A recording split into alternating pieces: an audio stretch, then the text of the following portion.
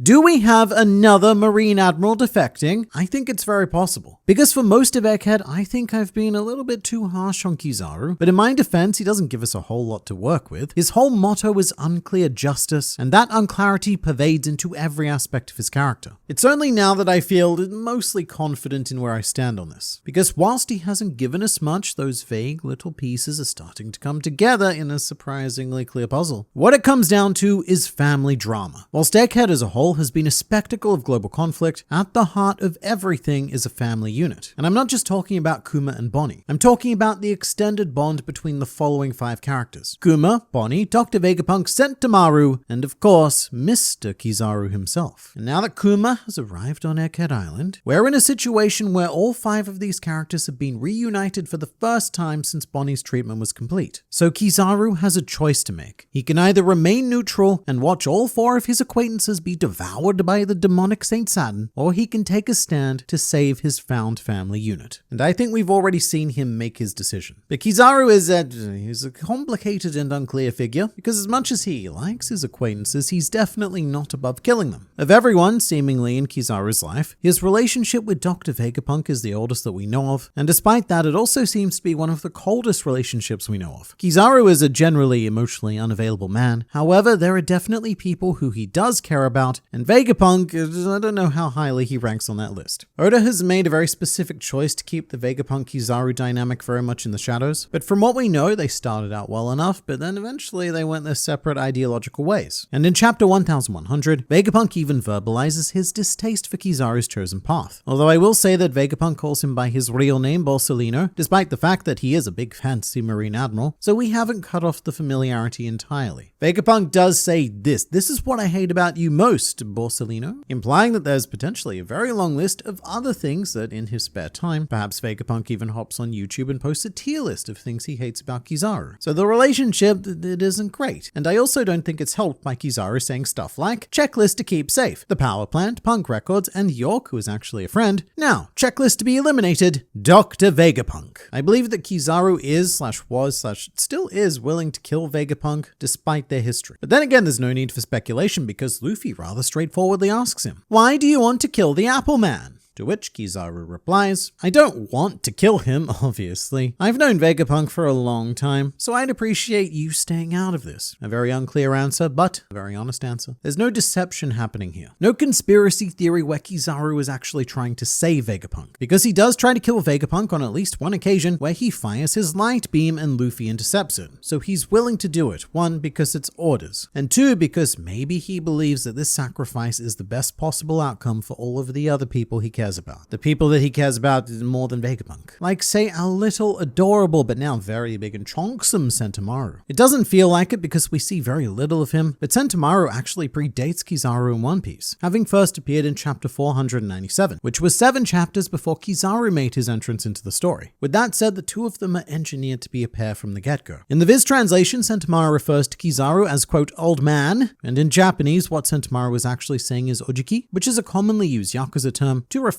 to one's boss as a father. And Sentomaru chose this term because of his rough around the edges childhood, with all of the bears. Kizaru definitely didn't choose it, and in fact, it's quite funny the first time Sentomaru uses it, because Sentomaru, he's so young that everyone looks so old, and the first time he calls Kizaru old man, he's taken aback and says, excuse me, you see this youthful skin? And stuff like that, look, it might seem like nothing, but it's the little moments like these that create such deep bonds between characters. The fact that Kizaru has such a bond with Sentomaru that he can readily collect these happy moments of nothing. Kizaru had a genuine affection for Sentomaru. Mid-fight on Egghead Island, he even takes the time for a quick flashback, and with a happy face, says that Sentomaru was so adorable back then. There's a definite mentor-mentee dynamic, but I do also think it goes further than that into our classic One Piece trope of found family. And whilst Kizaru's allegedly youthful skin might make him a bit young to be a found father figure, he definitely suits the cool older brother that Sentomaru wishes to emulate. Hence why he asks Kizaru for help in learning how to become a bodyguard for Vegapunk. Kizaru trained Sentomaru, and I believe Kizaru when he said that he taught Sentomaru everything he could. And as he gets older, more mature, and of course wider, Sentomaru even starts to scold Kizaru in a way that only family members can get away with, considering his position as a Marine Admiral. And respect for for Sentomaru is a huge part of why the following conversation happens between Kizaru and Saint Saturn. The Frontier Dome is a laser defense system, correct? And you are light. Can you get inside? Quite frankly, I can, but a good friend of mine is defending Vegapunk below it.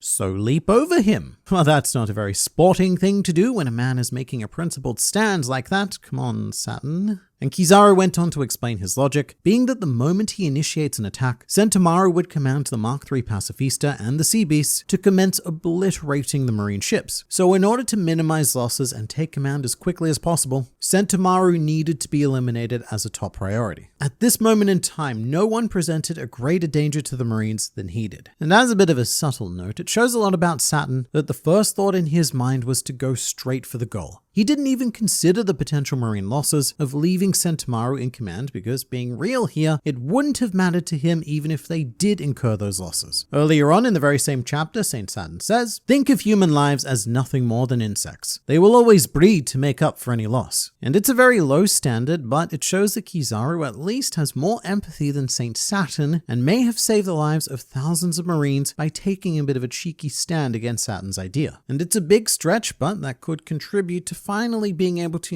clear up a bit of Kizaru's justice. In this situation, it's a win-win, or as much of a win-win as it can be for Kizaru, because it results in him being able to give his student/younger brother figure an honorable fight while still obeying his orders. But Kizaru charged in, met Sentomaru head-on, and gave him the opportunity that he gives very, very few other people. However, due to other events, ones that happened after this, Kizaru may have some regrets. Because recently, when the Marines announced that they'd captured Sentomaru, Kizaru immediately had a thought of concern. So if Kizaru does flip or redeem himself in some way, I would bet that Sentomaru is a huge part of that reasoning. But there is another character who Kizaru does seem to show a shred of empathy towards in this moment. Jewelry Bonnie doesn't have anywhere near the history with Kizaru that Sentomaru does, but he did still spend a solid 6 months with her, which by all accounts was a fun, pizza-filled time for all. And it's subtle, but Kizaru does seem to have a soft spot for children. He called Sentomaru adorable, and I imagine he probably feels the same way about Bonnie, who is still a child and thus is still adorable and sympathetic, and maybe, just maybe, someone that we might not want to see killed. But then again, maybe we do, because Kizaru has an interesting interaction with Bonnie. Kizaru asks, "Don't you hate Dr. Vegapunk for what he did?"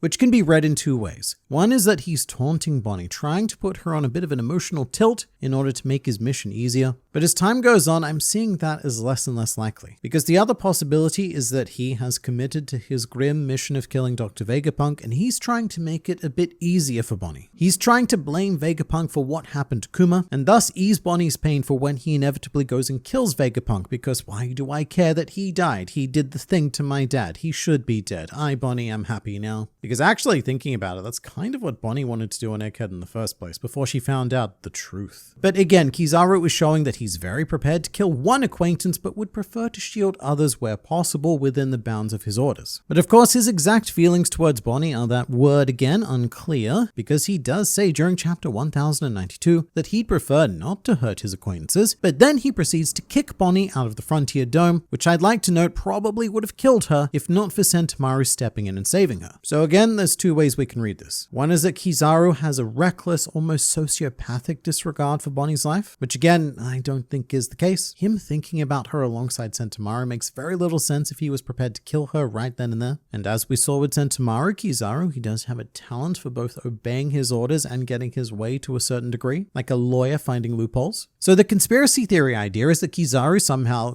conspired with Sentomaru, and that's why he was prepared to save Bonnie, or that Kizaru somehow knew that Sentomaru would be available to do all of the saving. Thinking about the two of them together, it's almost as if Kizaru was trying to keep those two kids that he's known out of the lab phase, which is where all of the dark kill murdering was intended to happen. He left Sentomaru unconscious in and then knocked Bonnie into what he believed was a safe zone. However, that situation then completely flipped because Saint Saturn unexpectedly plonked his chonksome spider butt on the island, and now the Fabrio phase is where all of that kill murdering action is happening. So Kizaru has unwittingly left his kids in the most dangerous place possible, and now whilst having some brain time on the floor, he's perhaps regretting those decisions and trying to think of a way to make sure that Bonnie and Sentomaru come out of this safely no matter what. For Kizaru to redeem himself, I also think that Bonnie will be a major factor. But for a man like Kizaru, look, I don't even know if that's quite enough, but luckily enough, we have more. Because Kizaru's dynamic with Bartholomew Kuma also needs investigating, as it very much could be the catalyst for everything. Kizaru is present when Kuma makes his deal with Saturn. He watches Kuma happily throw his life away with the knowledge that Bonnie will be healed, and Kizaru's reaction is, as always, unclear. He's got sunglasses and a fedora obscuring his focal orbs, and you could interpret this any way you want, really. He could be feeling empathy and putting on a strong facade, making sure that no one can see his emotions, or he could simply not care at all, and this is a sign of boredom, a sort of, great, now can we move on? And it could also be anything in between. Kizaru might not even be feeling anything here. He might just be having a moment of pure shock where he can't comprehend what's happening. His mind brain has had a complete system shut down and he doesn't know what to think, which is actually very thematically appropriate for him. Kizaru's attitude towards the whole situation on Egghead Island so far can be summed up with the following quote: "I'm just another cog in the machine." For whatever reason, he's completely given up most, if not all, of his locus of control in life. Kizaru exists to carry out orders, and in a way, he's a much more effective pacifista than the actual pacifista or even the Seraphim. So maybe what we need is an example for Kizaru to follow. And Kuma could be the one who truly inspires Kizaru to do something.